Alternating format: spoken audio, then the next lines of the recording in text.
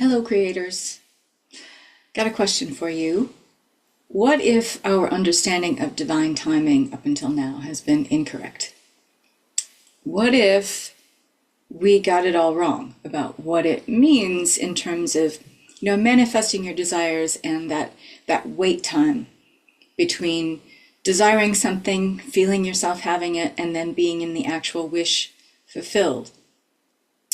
What if what we were told or what we thought and what we keep hearing regurgitated in manifesting programs is not really accurate and doesn't hold up? And the way I'm going to explain it to you in a second, I hope it'll make sense. And I'll let you judge for yourself and play with it yourself to see how this works out in your manifesting practice or your process of being in the energy of what it is that you wish, adopting the identity of someone who already has the thing you desire, and acting as if it's true right now.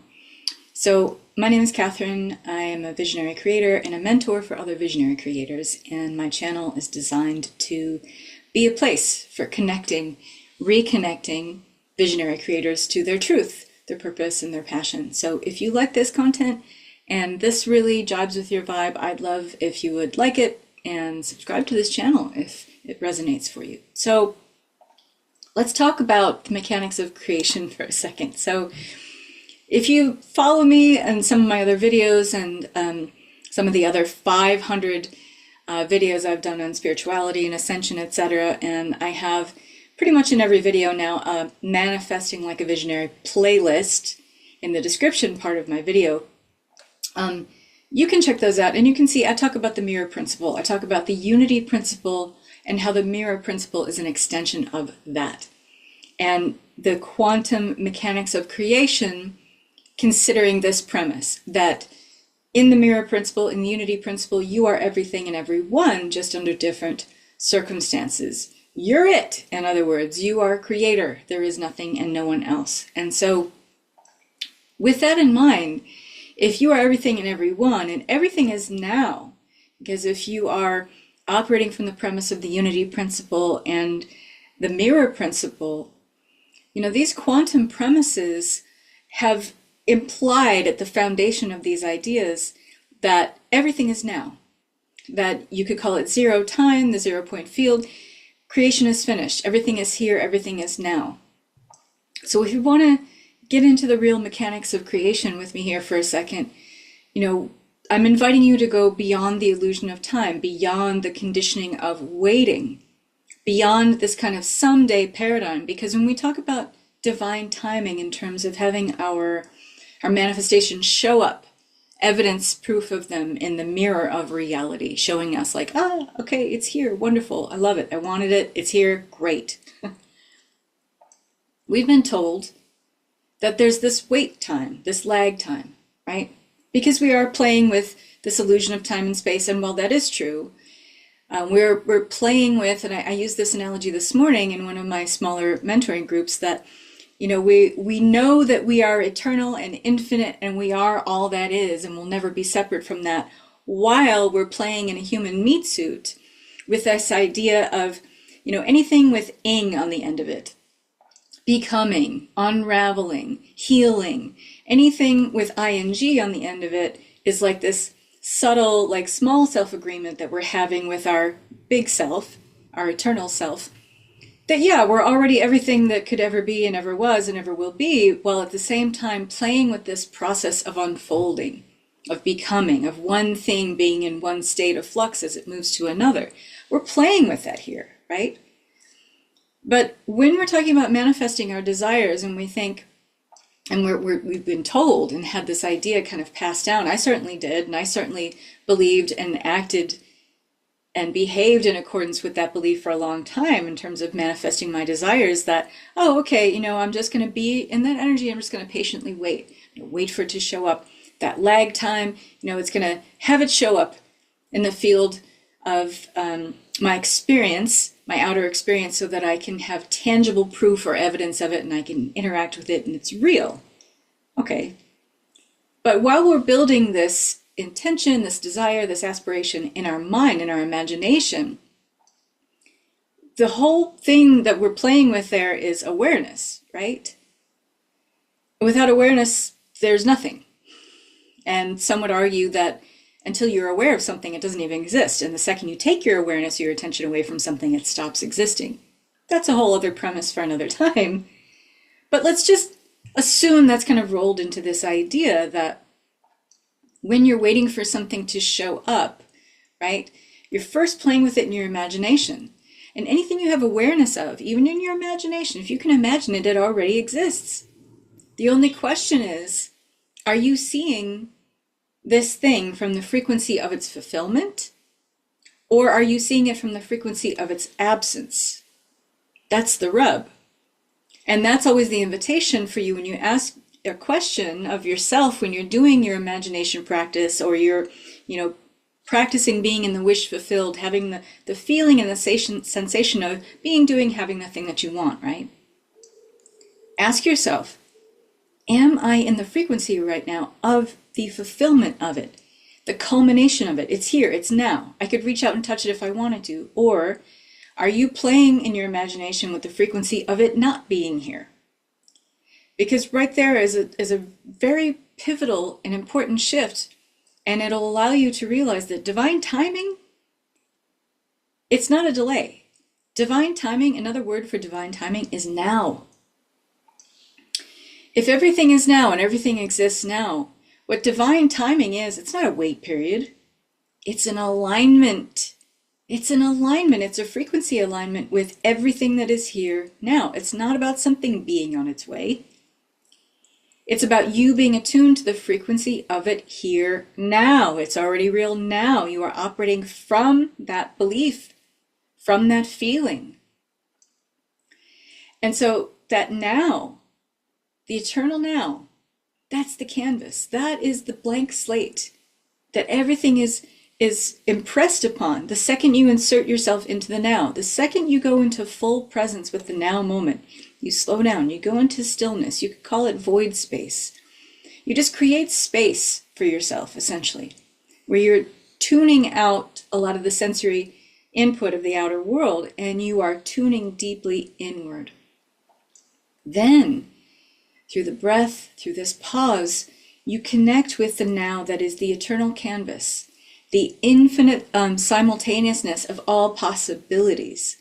And what you call forth in that space, based on your imaginal act, hopefully being in the frequency of its fulfillment rather than its absence, it collapses time. And to collapse means to fall together. So it's like all potentials, when something collapses, it's like all potentials fall together into place at once. You could think of collapsing time that way. And so that what you call forth, it's not a future event. It's a now selection. And so, getting a little deeper in the rabbit hole of mechanics of creation here. Again, you're not creating anything. You're revealing what's already here.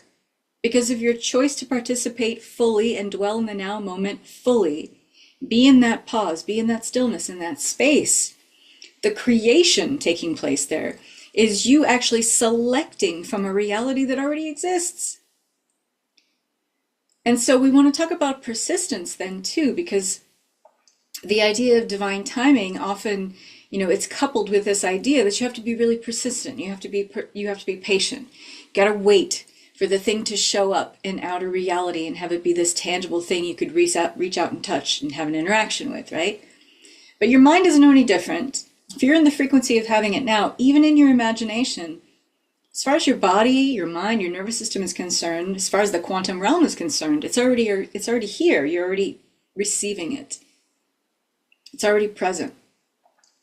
And so when, manifestation teachings often center around this idea of divine timing, there's this idea that you have to be persistent.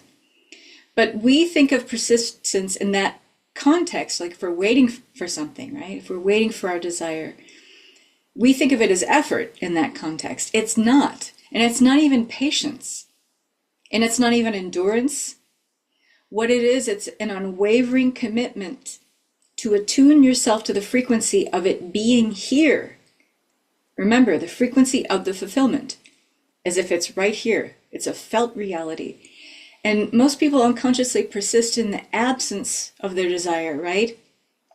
I catch myself doing this, we all do. Even the most seasoned manifestors out there, okay?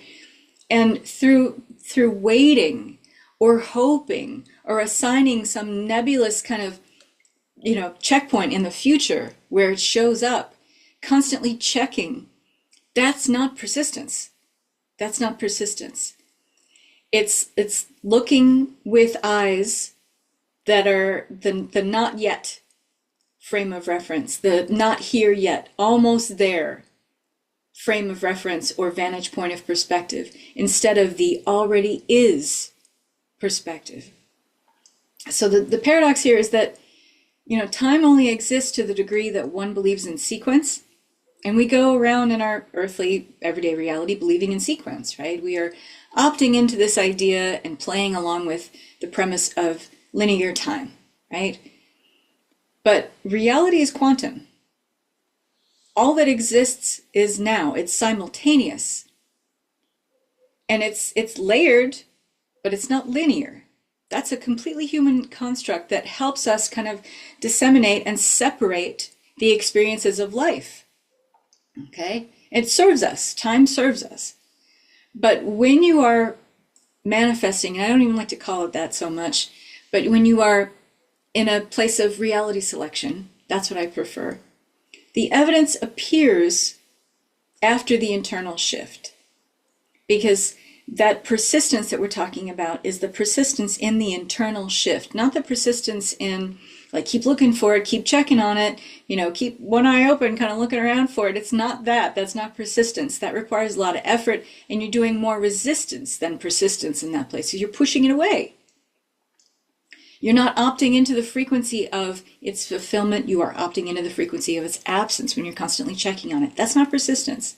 And there is an effort involved, not really, because if you are already everything that you are and everyone, and it's all now, all potentials you could possibly put your awareness on and conjure up and imagine, even in your wildest imagination, you wouldn't have awareness of it if it didn't already exist, if it wasn't already here. Otherwise, you'd have no awareness of it. You wouldn't know about it. So in that place where you are everything and everyone, all you have to do is surrender to that. There's no efforting involved when you're just saying, I fall into just what I already am. I let go. It's hands off. The persistence is, I know who I am. I know I'm an infinite creator. I know that every possibility and potential is available to me now. All I have to do is be in the frequency of its fulfillment and lean into it. I know, easier said than done. This takes practice, obviously. But the evidence appears after the internal shift because the world is not a separate thing. The world is a mirror reflecting back the dominant frequency that you are holding based on what your awareness is on. So what is true persistence then in this context? It's dwelling in the frequency of the fulfillment of whatever you want to be, do, or have. It is acting as the version of self that naturally dwells in that reality. It's knowing that there is nowhere to go or get to because you're already there. It's already here. So the persistence is staying in that state, and when you do, more of reality reveals itself to you because you are in the consciousness state of receiving all that is, because you are acting as all that is. You're not looking at reality, you're looking as reality. You're not looking for, to be in reality. Reality is in you. So the only real waiting that we're talking about here with divine timing then is waiting for the mind to catch up to what the heart already knows, that everything you desire is now, everything is here now. What shifts is your seeing. What shifts is your frequency. What shifts is your inner state. And it's like the law of reversibility states as well, that, if a cause can produce a certain effect, then being in the effect will have to produce the cause. So if you can be in the effect of, what would I be doing if I was, doing this thing that I have my heart set on, that I'm so desiring. Get really good at role-playing. Get really good at being that person. Get really good at opting into that identity and acting as if you are that person. And then you'll realize that divine timing and what you think of as a lag time The persistence part, meaning this is just who I am. I just fall into it. I just relax into it. I just allow it. There's nothing I have to do. There's no efforting involved if I'm already that which all I am. That which I am is everything.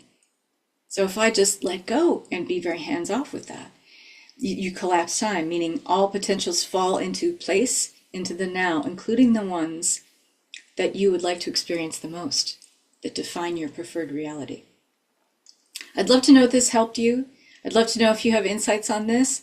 I have an additional offer and meditation that is part of my coherence program.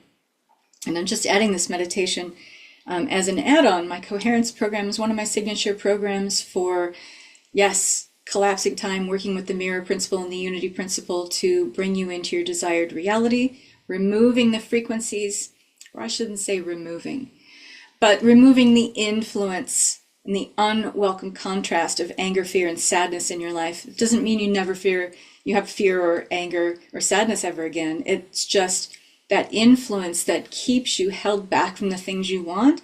You have tools to be able to navigate through that in a different way where you feel safe with having the reality that you desire. Because a lot of us don't. We walk around saying we want these things, but a lot of us, if it's not familiar, the nervous system just registers it as unsafe. I got a workaround for that. It's called Coherence Program, and I just finished the live teaching of it, so I'm putting the self-led program on sale for a limited time only. It's an 11-week program, and it's only $333 for a limited time. There's a way to get access to Visionary School, my private membership community, which is a monthly membership, as an add-on, so you can get additional mentoring and get your questions asked in our community membership group, if that's your jam. There's details down below here, so you can check it out. Like and subscribe this video, and if not just for you, because you know other creators like yourself who would benefit from this content, and it helps me, and it helps my channel get seen. I don't do any advertising or anything like that. Maybe that's a possibility somewhere in the future, but I've been here for a while and I haven't done it yet. So thank you for watching. Have a beautiful day. Let me know what you think about this video. Bye-bye.